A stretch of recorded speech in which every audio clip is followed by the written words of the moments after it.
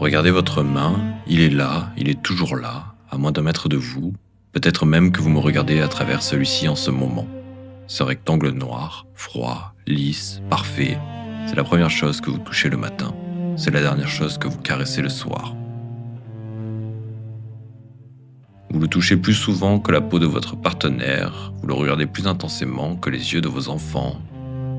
Quand vous l'oubliez chez vous, vous ressentez une amputation, une peur animale.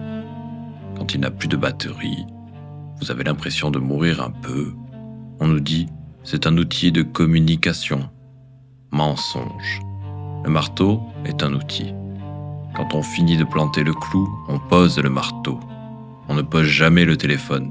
Ce n'est pas un outil, c'est une prothèse, c'est un portal, c'est un hôtel portatif. Si vous regardez cette vidéo, c'est que vous ressentez ce vide particulier. Vous avez accès à tout le savoir de l'humanité dans votre poche, la somme totale de la connaissance de la musique, de l'art, et pourtant, vous n'avez jamais été aussi perdu, aussi anxieux, aussi vide.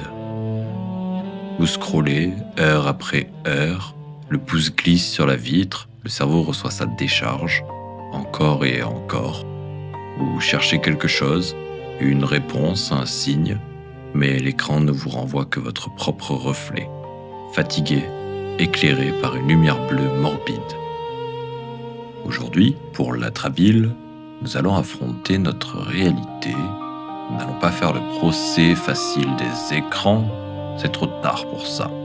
Nous allons faire le procès de notre âme, avec Nietzsche, Neil Postman, Mark Fisher et Yuval Noah Harari. Nous allons comprendre le drame qui s'est joué en silence. Nous avons tué les dieux, nous avons détruit les grands récits qui donnaient un sens à la souffrance.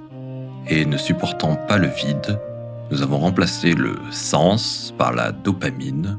Nous avons remplacé la prière par la notification. Bienvenue dans l'ère du divertissement terminal. Pour comprendre pourquoi vous êtes accro à votre téléphone, il faut remonter au crime originel. Friedrich Nietzsche l'avait annoncé, Dieu est mort et nous l'avons tué. Ne le prenez pas au sens religieux strict, prenez-le au sens métaphysique. Pendant des millénaires, l'homme savait pourquoi il vivait. Il vivait pour le salut, pour le roi, pour la tradition, pour la tribu. La vie était dure, la vie était sale, mais la vie avait une direction, il y avait un narratif, la souffrance avait un sens, c'était une preuve envoyée par le ciel. Puis, la modernité a tout balayé. La science, la raison, l'individualisme ont dissous les grands récits. Le ciel est vide, nous sommes seuls sur un caillou qui flotte dans un univers indifférent et glacé, ce que Sartre appelait la nausée, le vertige de la liberté absolue. Si rien n'est écrit, alors tout est absurde. Si Dieu n'existe pas, alors ma souffrance ne sert à rien, elle est juste de la douleur. Ce monde est insupportable pour le cerveau humain. Ce vide est catastrophique. L'homme ne peut pas vivre sans sens, il préfère croire à n'importe quoi plutôt qu'au néant. Alors, paniqués par le silence cosmique, nous avons cherché de nouveaux dieux, des idoles pour combler le trou de notre poitrine. Et la technologie arrive. Brillante, magique, rapide, elle nous a promis l'omniscience, l'omniprésence et l'éternité. Nous avons transféré nos attributs divins à la machine. Nous ne prions plus vers le ciel, nous baissons la tête vers notre main. Le smartphone et le chapelet du 21e siècle ont les graines pour calmer nos angoisses. Mais contrairement à Dieu, l'algorithme ne vous aime pas, il ne vous pardonne pas, il veut juste votre temps. Comment remplissons-nous ce vide spirituel ? Par le bruit, par l'image, par la vitesse. Il y avait deux prophéties dystopiques au XXe siècle. George Orwell, dans son livre Le Monde en 1984, craignait qu'on nous prive d'informations, qu'on nous cache la vérité, qu'on nous impose la souffrance. Aldous Huxley, dans son livre Le meilleur des mondes, craignait l'inverse. Il craignait qu'on nous noie sous l'information inutile, que la vérité soit perdue dans un océan de futilité, qu'on nous asservisse par le plaisir. Regardez autour de vous, Orwell s'est trompé, Huxley a gagné par chaos. Le sociologue Neil Postman l'a résumé dans son livre « Se distraire à en mourir ». Nous ne sommes pas gardés par des matons armés, nous sommes gardés par notre propre envie de divertissement. L'ennemi, ce n'est pas la censure, c'est l'abondance, c'est le scroll infini. Observez-vous quand vous êtes sur Instagram ou TikTok, votre cerveau se débranche. Vidéo de chat, dopamine. Vidéo de guerre, cortisol. Vidéo de filles qui dansent, désir. Vidéo de recettes de cuisine, faim. Tout ça en 15 secondes. C'est une centrifugeuse émotionnelle. Vous ressentez tout, et donc, vous ne ressentez plus rien. Vous fragmentez votre âme en petits morceaux de 10 secondes. Le sens demande de la durée. Lire un livre demande du temps. Construire une maison demande du temps. Aimer demande du temps. L'écran détruit la durée et vous enferme dans un présent perpétuel, hystérique. Vous ne scrollez pas pour voir du contenu, vous le savez très bien. Vous scrollez pour anesthésier le bruit de vos pensées. C'est de la morphine numérique. Le drame ne s'arrête pas à la distraction, il touche votre liberté. Nous avons tellement peur de la responsabilité, tellement peur de faire le mauvais choix, que nous avons délégué notre libre arbitre à la machine. C'est ce que Yuval Noah Harari appelait le dataïsme, la religion de la donnée.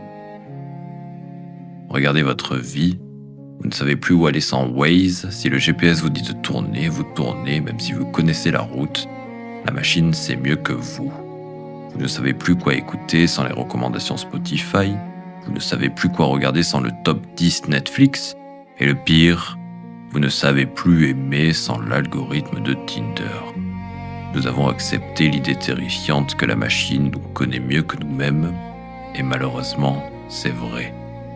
L'algorithme sait quand vous êtes triste, il sait quand vous êtes excité, il sait que vous allez rompre avant même de le dire à votre partenaire. Il analyse vos micro-pauses, vos frappes de clavier. Nous sommes devenus des individus, des paquets de données. Nous sommes le rat de laboratoire qui appuie sur le levier pour avoir sa dose de cocaïne. Swipe à gauche, espoir. Match, dopamine. Ghosting, chute. Nous sommes téléguidés. Où est le sens là-dedans? Où est l'aventure? Où est le risque? Tout est lisse, tout est optimisé, tout est prédit. Une vie sans risque d'erreur n'est pas une vie, c'est un programme et vous êtes en train d'exécuter le code. Le résultat de tout ça, c'est la fin du temps. Le philosophe Mark Fisher appelait ça la lente annulation du futur. Avez-vous remarqué que la culture n'avance plus? Regardez le cinéma. Des remakes, des suites, des préquels, Spider-Man 8, Batman 12, Star Wars 45. Regardez la musique. On remixe les années 80. La mode, on recycle les années 90. Nous sommes coincés. La technologie nous a enfermés dans un éternel maintenant. Comme nous sommes gavés de dopamine instantanée, nous n'avons plus la patience de projeter un futur différent. Nous sommes incapables d'imaginer l'avenir autrement, comme une version high-tech du présent. C'est la panne de l'imaginaire, c'est la dépression collective. Le smartphone vous vole votre capacité à attendre. Or, le désir, c'est de l'attente. Le projet, c'est de l'attente. Si vous avez tout de suite, vous n'avez plus de futur, vous n'avez que de la consommation immédiate. C'est ce qu'on appelle l'anthologie. Nous sommes hantés par des futurs qui ne sont jamais arrivés. Nous sommes des fantômes qui errent dans un musée numérique, regardant des images de la vie au lieu de la vivre. Alors, on jette tout? On part vivre dans une grotte?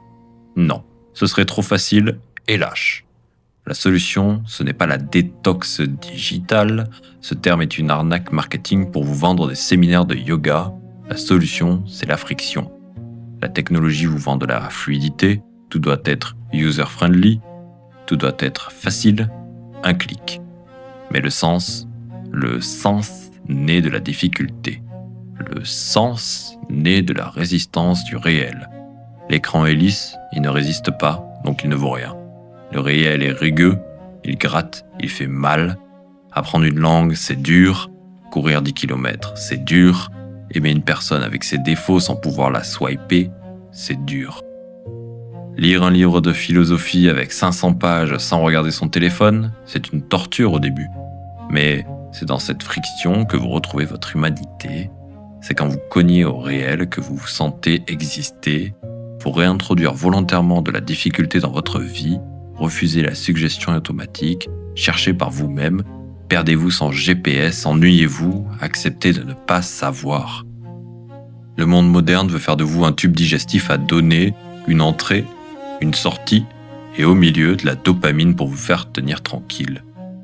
Ne soyez pas une donnée, soyez un bug. Un bug, c'est quelque chose qui ne réagit pas comme prévu. C'est quelqu'un qui laisse son téléphone éteint pendant un dîner. C'est quelqu'un qui regarde le ciel au lieu de l'écran dans le bus. C'est quelqu'un qui accepte d'être triste plutôt que de se distraire. La tristesse est plus noble que le divertissement. La tristesse veut dire qu'il vous manque quelque chose, et c'est le début de la recherche. Le divertissement veut vous faire croire qu'il ne vous manque rien. C'est la fin de l'homme. Retrouvez votre vide, chérissez votre vide. C'est dans le silence terrifiant que Dieu est mort, certes, mais c'est dans ce silence que vous pourrez, peut-être, commencer à vous entendre respirer à nouveau.